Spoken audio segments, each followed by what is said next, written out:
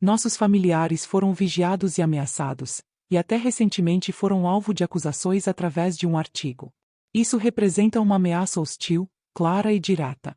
Trata-se de uma tentativa de nos empurrar ao silêncio, utilizando culpa e a constante ameaça de retaliação. Essa escalada contra os moradores de Hong Kong reflete táticas anteriormente usadas pelo governo chinês contra exilados, uigures e dissidentes chineses. Com essa tática de coerção indireta, o objetivo é nos controlar e desmobilizar politicamente nossa comunidade por meio do medo. A repressão transnacional do governo chinês não respeita fronteiras. Ela nos persegue onde quer que estejamos.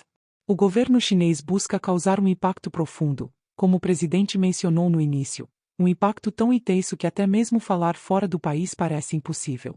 É assim que eles tentam normalizar suas práticas autoritárias em escala global, explorando as liberdades nas democracias em que vivemos, inclusive aqui nos Estados Unidos. O governo americano precisa fazer mais, e com mais urgência. Primeiro, deve priorizar o combate à repressão transnacional em todas as agências governamentais, tratando-a como uma questão de direitos humanos e de segurança nacional, seguido de uma resposta interagencial coordenada.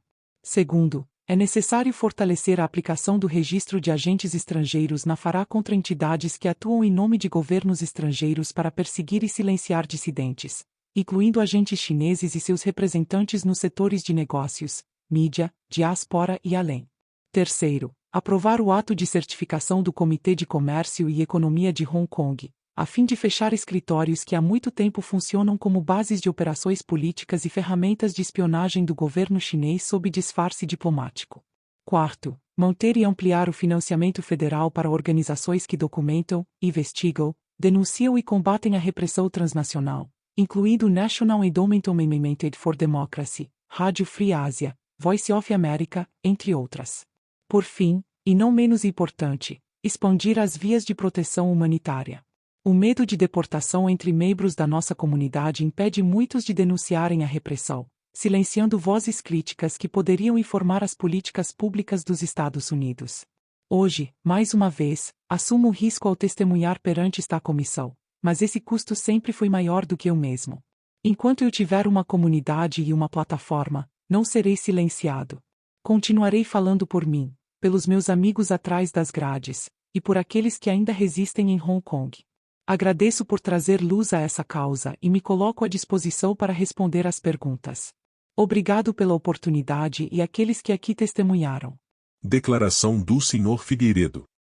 Obrigado, Sr. Presidente MC Governo, por sua liderança neste tema da repressão transnacional. Embora discordemos em algumas políticas, como é natural numa democracia, aprecio seu comprometimento com esse assunto vital. Minha primeira experiência com repressão transnacional começou em dano omitido, quando as autoridades brasileiras decretaram minha prisão preventiva em um caso politizado envolvendo o ex-presidente Donald Trump.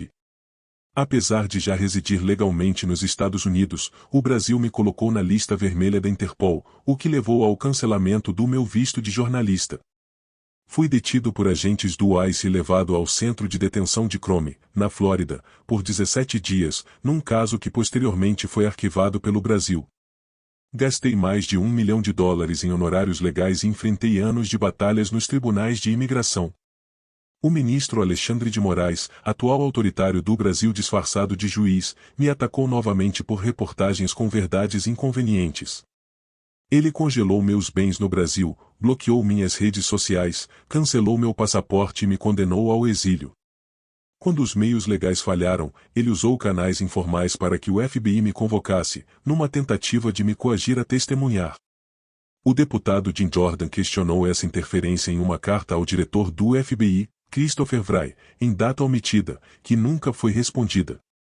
Hoje, Moraes me ataca publicamente do Supremo Tribunal Federal, chamando-me de pseudo-jornalista e o fugitivo, apesar de viver abertamente na Flórida por número de anos.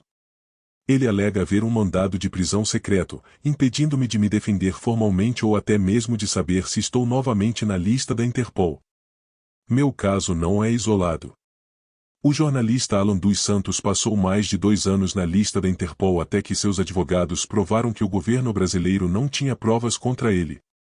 quando os Estados Unidos negaram sua extradição, gravações vazadas revelaram promotores discutindo o sequestro de Alan nos Estados Unidos para levá-lo clandestinamente ao Brasil. Casos semelhantes envolvem o comentarista Rodrigo Constantino e até o jornalista americano Michael Shellenberger, ambos perseguidos por conteúdo publicado em solo americano. O deputado Eduardo Bolsonaro, o mais votado do país e filho do ex-presidente, vive em exílio após ser alvo de processo por denunciar abusos neste mesmo Congresso.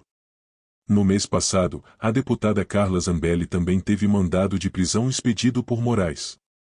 Ela estava nos Estados Unidos para tratamento médico, mas fugiu para a Itália, onde tem cidadania. 2 dias depois, teve seu visto americano cancelado. Outro caso alarmante, Felipe Martins, ex-assessor do presidente Bolsonaro, teve registros falsos inseridos no sistema de fronteira dos Estados Unidos, alegando que ele entrou no país enquanto estava no Brasil.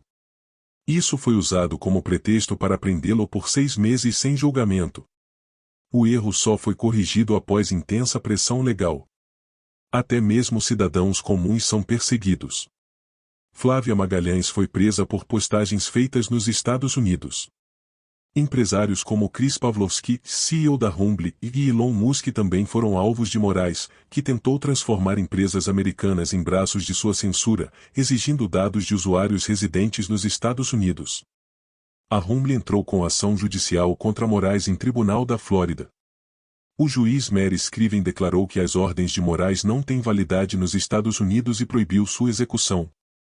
Em retaliação, Moraes declarou Pavlovski criminoso e baniu a Rumble do Brasil. As consequências para a segurança nacional americana são imensas.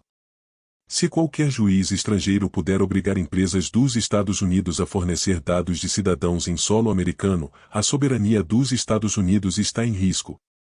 O Departamento de Justiça dos Estados Unidos enviou, em 7 de maio de 2025, um alerta formal ao Brasil exigindo que respeite a jurisdição americana. Repito meu apelo, sem uma resposta firme dos Estados Unidos, a América do Sul corre o risco de se tornar uma Venezuela com esteroides.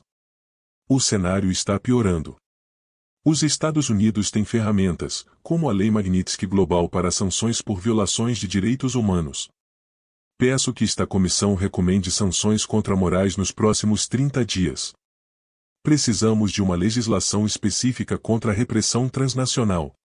Além disso, os Estados Unidos devem parar de considerar os alertas da Interpol em pedidos de visto e exigir da Interpol critérios mais rígidos para casos politicamente motivados, criando exceções de asilo para vítimas desse tipo de perseguição.